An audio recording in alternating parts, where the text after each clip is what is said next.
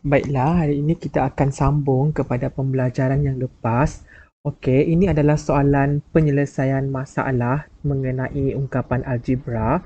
Baiklah, ungkapan algebra ni sebenarnya kita mewakilkan apa-apa benda ataupun pemboleh ubah menggunakan huruf. Yang kita tak tahu tu kita wakilkan dengan huruf. Okey, contohnya soalan nombor 2 ni, sebatang pembaris berharga RMP. Okey, sebatang pembaris berharga RMP dan sebilah gunting berharga RM4. Dia ada dua benda. Pertama adalah pembaris, yang kedua adalah gunting. Lai Jing membeli 3 batang pembaris dan 2 bilah gunting. Berapakah jumlah wang yang perlu dibayarnya? Okey, kalau gunting dia memang dah bagi kita harga RM4 kan? Tapi untuk pembaris kita tak tahu berapa harga sebab dia bagi kita RMP. Jadi untuk menjawab soalan ini kita kena keluarkan dahulu maklumat itu supaya senang kita nak buat. Okey, pertama sekali adalah pembaris. Okey. Sebatang pembaris tadi berapa harga diberi dalam soalan? Okey, sebatang pembaris harga dia adalah RMP. Manakala satu lagi benda adalah gunting. Okey, sebilah gunting. Okey, diberi dalam soalan, sebilah gunting tu harga dia adalah RM4. Yang ini tak payah cari sebab dia dah bagi dah berapa nilai kan. Okey, Lai Jing memberi 3 batang pembaris. Okey, bermaksud RMP tu darab dengan 3 sebab dia beli 3 pembaris. Manakala untuk gunting tu 2 bilah. 2 bilah gunting bermaksud RM4 tu awak darab dengan 2. So, bila 3 didarab dengan P, dia akan dapat 3P. Manakala RM4 kalau kita darab dengan 2, kamu akan dapat 8. Jadi, berapakah jumlah yang perlu dibayar? Okay, jumlah yang perlu dibayar adalah kamu kena tambah kedua-dua ini. Kalau kamu tambah, dia akan jadi bentuk 3P tambah dengan 8.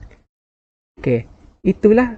Okey, kita tak dapat selesaikan. Inilah jawapan hujung dia, 3P tambah dengan 8. Kenapa kita tak boleh selesaikan? Sebab yang ini dia ada P. Yang ini ada nombor sahaja, tidak ada pemboleh ubah. Kalau dia dua-dua sama ada P, 3P tambah 8P, itu boleh diselesaikan. Tapi kalau salah satu sahaja ada P, tak boleh selesaikan. So, inilah jawapan akhir dia. Ya, kita cuba untuk jawab soalan nombor 4 ni. Saya bagi contoh. Okay, jisim bagi sebungkus garam. Okay, kita ada garam dan sebungkus gula. Masing-masing ialah 3x kg dan 4x kg.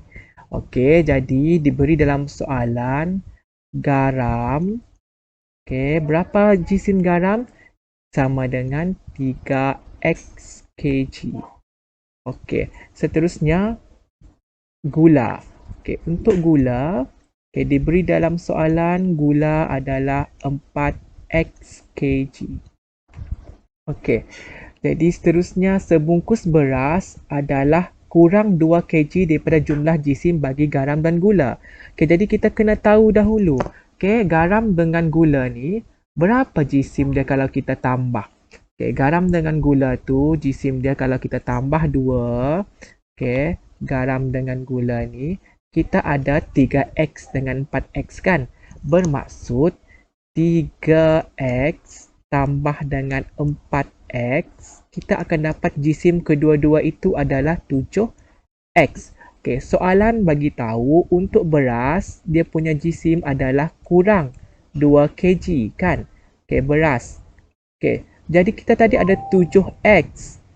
Okey, kita tolak 2 kg. Dia ada 2 kg daripada tu. Okey, jadi 7x tolak dengan 2.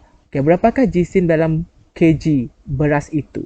Okey, jadi kita tak tahu berapa nilai x ini. Kita tak boleh selesaikan 7x tolak 2 ni. Jadi kita akan kekalkan begitu sahaja. Kenapa tak boleh selesaikan? Sebab 2 ni tak ada x. Kalau 2 ni ada x, kita boleh selesaikan. Jadi jawapannya untuk soalan ini adalah berapakah jisim dalam kg bagi beras itu. So jawapan akhir dia adalah 7x tolak 2 letak dalam kurungan kilogram. Kita kena buat macam ni. Kenapa? Sebab kita tak tahu berapa nilai X itu. Lagi satu, 2 tu tak ada pemboleh ubah X. Tak boleh diselesaikan. Jadi jawapan akhirnya adalah 7X tolak 2 kg. Baiklah, kita pergi kepada contoh yang berikutnya adalah contoh soalan nombor 6. Kita masih menggunakan yang saya bagi dengan awak minggu lepas, modul tu. Okey, kita masih menggunakan modul itu. Okay, ini soalan nombor 6. Okey, kita akan cuba buat soalan nombor 6. Okey. Soalan nombor 6. Raja 4 menunjukkan sebuah segitiga. Okey, ini segitiga. Hitung perimeter dalam cm segitiga itu. Perimeter ni, okey, perimeter dia membawa maksud ukuran sekeliling. Bermaksud kita kena tahu ukuran untuk sekeliling ni, yang luar ni lah. Dalam kalau ada garisan tak masuk. Perimeter ni adalah kawasan yang di luar ni. 3 ni lah. Kita kena tambah 3 ni, itulah perimeter. Kalau dekat tengah ni dia ada satu garisan lagi, itu tak masuk. Itu bukan perimeter. Perimeter ni adalah kawasan sekeliling ni sahaja. Yang luar tu, yang dalam tak masuk. Okey, jadi kalau kita nak cari perimeter, kita kena tambah keseluruhan ukuran ini. Okey, kita ada kawasan yang pertama. Ni. Kita ada kawasan yang kedua. Okey, kita ada kawasan yang ketiga. Yang ketiga inilah. Okey, jadi kita kena tambah tiga-tiga kawasan itu, barulah kita akan dapat berapa jawapan hujung dia. Okey. Yang pertama itu adalah, berapa nilai yang pertama tu? Yang pertama itu dia punya ukuran adalah 5H. Okey. Kita tambahkan dengan yang kedua. cm tu tak payah tulislah, jawapan hujung nanti bawa tulis supaya awak tak keliru. Okey, kita ada 2K. Okey, kita tambah lagi kurungan, kena letak kurungan. Tambah 4H tolak 3K. Okey, jadi 3 kawasan sudah kita tambah semua. Okey, kita selesaikan. Okey, bila ada kurungan, kita akan selesaikan yang kurungan dulu. Okey, so yang pertama ni kita salin sahaja. 5H tambah 2K. Okey, kita selesaikan, buka kurungan lah. Okey, positif jumpa positif. Dalam ni kalau tak ada apa-apa simbol, maksud dia positif. Okey, positif jumpa positif akan jadi positif. So, tambah 4H. Okey, positif. Bila dia jumpa dengan negatif dalam ni. Okey, positif jumpa negatif, dia akan jadi tolak. Okey, jadi tolak 3K. Okey, sekarang kita dah buka kurungan. Bila kita dah buka kurungan, kita akan susun dia mengikut abjad yang sama. Yang sama tu kita kumpul satu tempat. Okey, 5H. Contohnya 5H. Okey, apa lagi yang sama? 4H kan? Kita kumpul sini. Tambah dengan 4H. Okey, lepas tu sambung lagi. Tambah dengan 2K. Yang K kumpul sama dengan K. Tolak dengan 3K. Okay, sekarang ni kita tengok yang mana boleh selesai. Yang boleh diselesaikan adalah pemboleh ubah yang sama. Okay, 5 tambah dengan 4. Ini boleh selesaikan. 5H dengan 4H. 2K dengan 3K ni pun sama, boleh selesaikan. 5 tambah dengan 4 dapat berapa? 9. So, 9H. Okay. Lepas tu, selesaikan yang belakang ni. 2 tolak 3. Negatif 1 kan? Jadi negatif 1K. Okay, tapi dalam matematik, saya dah bagi tahu awak minggu lepas, kita tidak boleh tulis 1 dekat depan ni. Okay, 1 tu kita akan padam. Kita akan padamkan 1 itu.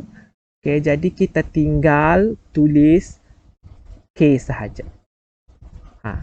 Tak kisahlah depan dia 1K ke, negatif 1K ke, negatif 1H ke, 1H ke. 1 tu memang tak payah tulis. Kita tulis huruf di belakang sahaja. Okay, sekarang 9H tolak K. Boleh selesaikan lagi? Tidak boleh. So, inilah jawapan hujung dia. Letak dalam kurungan. Apa unit untuk perimeter? Sentimeter. Ini jawapan hujung dia. Kenapa ini jawapan hujung? Sebab kita tak boleh selesaikan. Dia dua pemboleh ubah yang berbeza. Okay. Selebihnya untuk soalan nombor 7, 9 dan soalan-soalan lain tu, saya nak awak cuba selesaikan sendiri. Kalau awak ada apa-apa soalan, apa-apa